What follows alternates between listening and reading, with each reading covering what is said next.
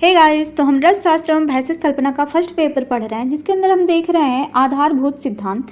तो आधारभूत सिद्धांत के अंदर का टॉपिक आज हम देखने वाले हैं, जो कि है औसत सेवन काल। तो बात करते हैं औसत सेवन काल की। तो ये ऐसा टॉपिक है जिससे फर्स्ट ईयर से लेकर फोर्थ ईयर तक क्वेश्चन पूछे जाते हैं, तो इसको आप बहुत ध्यान से पढ़िएगा। तो स्टार्ट करते हैं, बात करते हैं परिभाषा की। तो औसत सेवन काल क्या होता है कि जिस काल में सेवन करने से भेषज अत्यंत गुणकारी होती है, उस काल को भेषज सेवन काल कहते हैं। मतलब क्या होता है कि ऐसा काल जिसमें हम जब औषध का सेवन कर रहे हैं, दवा खा रहे हैं, तो उससे वो दवा का क्या होता है, औषध क्या होता है, गुणकारी हो जाती है, उसके गुण में और वृद्धि हो जाती है। तो उसे क्या कहेंगे, उस काल को औसत सेवन काल कहेंगे। जैसे मदन फल का सेवन प्रातः काल करना चाहिए, क्यों? क्योंकि वो क्या होता है, उस समय अत्यंत गुणकारी होती है। इसके महत्व की बात करते हैं। तो क्या होता है कि जो औषध है उसका हमें सेवन हमेशा उचित काल में करना चाहिए, समय से पहले या बाद में औषध का सेवन नहीं करना चाहिए। क्यों नहीं करना चाहिए? क्योंकि अगर हम समय से पहले या बाद में औषध का सेवन कर रहे हैं तो वो हमारे लिए लाभकारी नहीं होगी। इसीलिए हमेशा उचित काल में ही औषध का सेवन करना चाहिए। अब देखेंगे कि औषध सेवन काल के अंतर्गत दो प्रकार के काल बताए गए हैं। कौन कौन से काल बताए गए हैं? तो एक हो गया हमारा औसत सेवन का समय, जैसे प्रातः काल हो गया, मध्यम काल हो गया और सायं काल हो गया।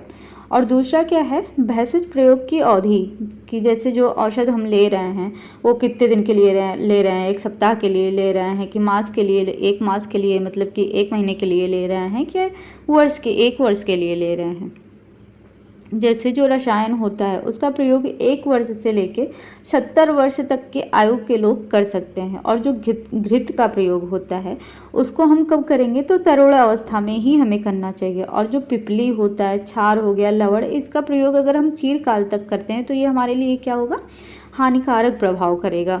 अब बात करते हैं विभिन्न आचार्यों के अनुसार भेषज सेवन काल की। तो आचार्य चरक ने कितने भेषज सेवन काल बताए हैं? 10।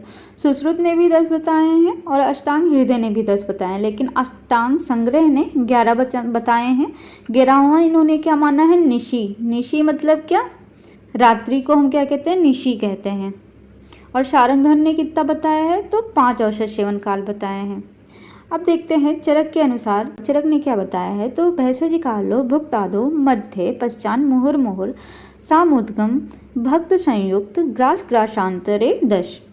तो इन्होंने भक्तादो मतलब क्या होता है कि प्रातः काल जब हम औषध लेते हैं तो निरअन्न औषध, निरअन्न मतलब क्या, बिना भोजन ग्रहण किए हम औषध का सेवन करते हैं, या फिर भोजन के पूर्व, मतलब कि भोजन करने जा रहे हैं उससे पहले औषध का सेवन करते हैं। तो इस किसके लिए उपयोगी होगा, कहाँ पे हम इसको लेंगे, तो जब अपान वायु की विकृति होती है उसमें हम भक्तादो औषध लेते हैं।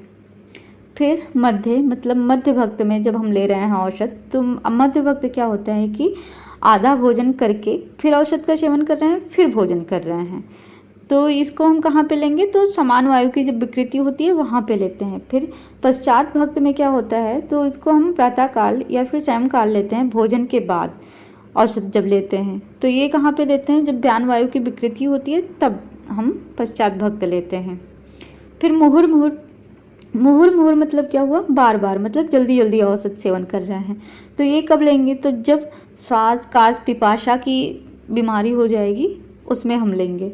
फिर शामोदय क्या होता है कि भोजन के आदि तथा अंत में, मतलब भोजन हम करने जा रहे हैं तो पहले हम औषध लिए, फिर इसके बाद में हम भोजन किए, फिर जब भोजन हमारा ख़त्म हो गया फिर हम औषध सेवन किए। तो ये हम कहाँ पे करेंगे, जब हमें हिक का रोग हो जाएगा तब हम करेंगे।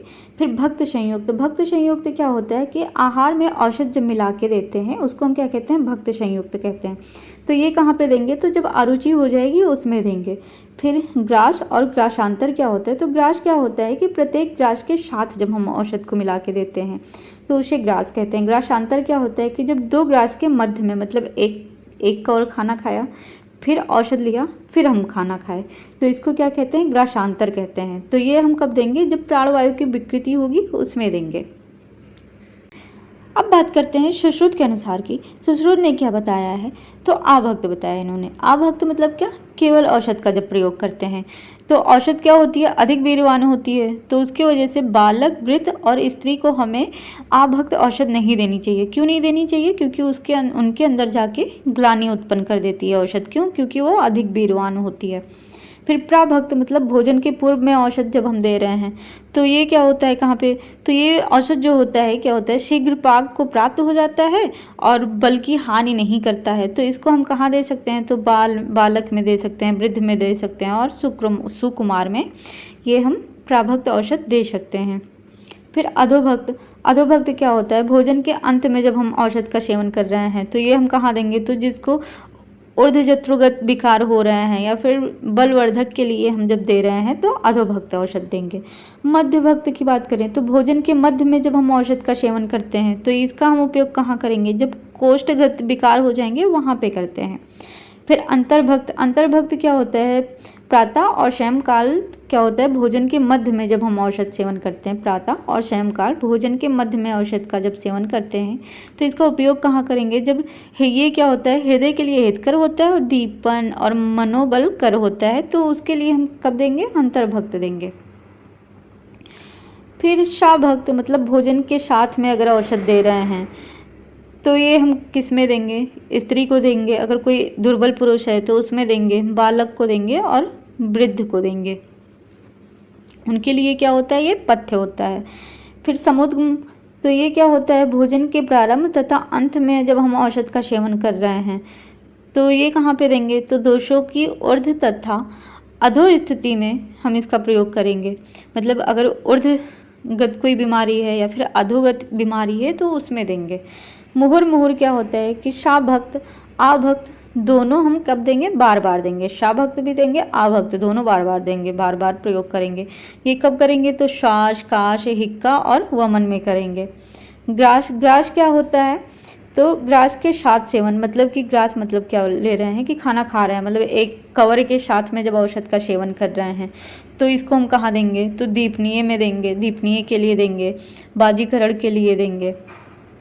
ग्रासांतर मतलब दो ग्रास के बीच में अगर औषध का सेवन करा रहे हैं तो ये कब देंगे, तो ये ओमनीय के लिए होता है, ओमन के लिए, और धूम के लिए, दृष्ट गुड़ के लिए और लेह के लिए जब देंगे तो हम कैसा देंगे, ग्रासांतर औषध देंगे। फिर सारंगधर के अनुसार बात करते हैं तो इन्होंने क्या काल बताए हैं, तो इन्होंने 5 काल बताए हैं। कौन कौन से, प्रथम काल, तो प्रथम काल मतलब क्या, सूर्योदय मतलब प्रातः काल जो होता है, तो उस समय क्यों देंगे, तो जो पित्त और कफोदरक बीमारी होती है उसमें विरेचन के लिए देंगे, वमन के लिए देंगे या फिर लेखन कर्म के लिए देते हैं औषध। फिर द्वितीय काल की बात करें तो ये क्या होता है, दिवस भोजन मतलब जो दिन का भोजन होता है उस टाइम, तो क्या होता है इसमें भोजनाग्र, भोजनाग्र मतलब भोजन से पूर्व जब दे रहे हैं तो ये कब देंगे, जब अपान वायु की विकृति होगी तब देंगे। भोजन में मिश्रित औषध मतलब भोजन में मिक्स करके दे रहे हैं तो कब देंगे, जब अरुचि होगी तब देंगे। भोजन के मध्य में अगर दे रहे हैं तो जब समान वायु या फिर मंदाग्नि होगी तब देंगे। भोजन के अंत में दे रहे हैं तो मतलब क्या होता है कि ब्यान वायु की अगर विकृति हो रही है तब दे रहे हैं, या फिर भोजन के पूर्व या अंत में अगर दे रहे हैं तो हिक्का, आक्षेप और कंप में देंगे। तृतीय काल की बात करते हैं तो ये क्या होता है, इसमें शाम काल जब भोजन होता है, शाम वाला भोजन उस टाइम की बात कर रहे हैं, तो इसमें ग्रासांतर जब देते हैं तो ये क्या होता है, इसमें जब उदान वायु की विकृति होती है या फिर स्वरभंग होता है तब हम देते हैं। भोजन के अंत में अगर दे रहे हैं तो कब देते हैं, जब प्राण वायु की विकृति होती है तब देते हैं। अब चतुर्थ काल की बात करते हैं तो इसमें कब देंगे, मोहर मोहर में देंगे हम जब, तो ये कब देंगे, तृष्णा रोग में देंगे, छर्दी, हिक्का और गर्भिश में देंगे।